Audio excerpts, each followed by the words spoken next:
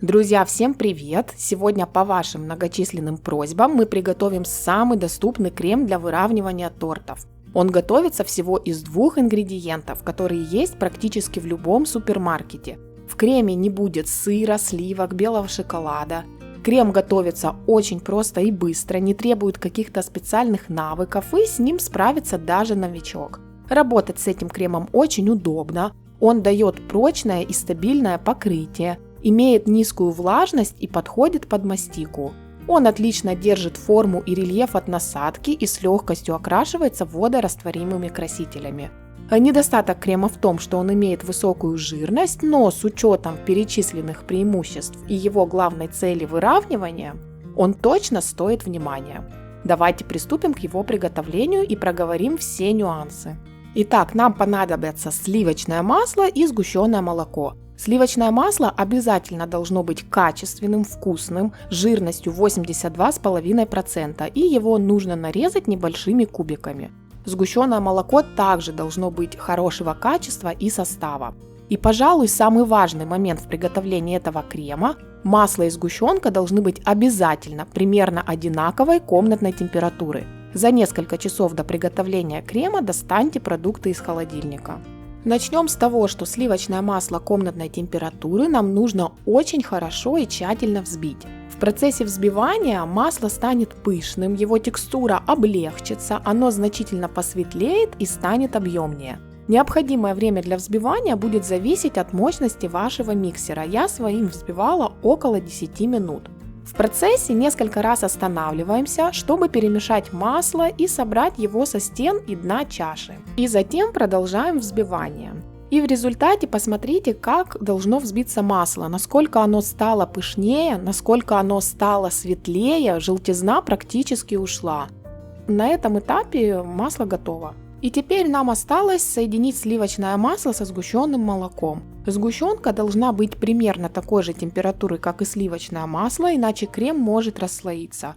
Сгущенку вводим не сразу всю, а в несколько этапов. И теперь уже не взбиваем, а просто перемешиваем. И следующую часть сгущенки вводим, когда предыдущая хорошо перемешалась, и благодаря этому сгущенка с маслом хорошо объединятся. Вот таким в результате получается крем. Он однородный, гладкий, пышный, объемный и стабильный. Но в результате взбивания он насытился пузырьками воздуха, поэтому перед выравниванием торта разотрите крем вот так вот лопаткой, чтобы избавиться от этих пузырей, чтобы они не мешали. Но от всех пузырей вы, конечно, не избавитесь, уйдут только крупные, а мелкие уйдут в процессе выравнивания. Крем этот хорошо окрашивается гелевыми водорастворимыми красителями, главное хорошо его вымешать. А я ставлю в миксер один венчик и перемешиваю на минимальной скорости.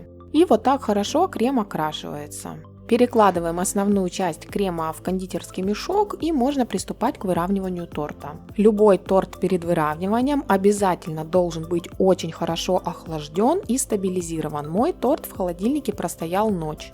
Перед началом работы я тонким слоем крема как бы запечатываю бисквит, чтобы во время выравнивания на финишное покрытие не попадали крошки. Крем я наношу лопаткой и затем прохожусь шпателем. Начинаем выравнивать торт, наносим из мешка крем по всей окружности. Крем имеет высокую жирность, достаточно небольшого слоя, но что важно, если после выравнивания спустя время на креме появятся трещины, то причина в большинстве случаев одна – это потеря кремом влаги.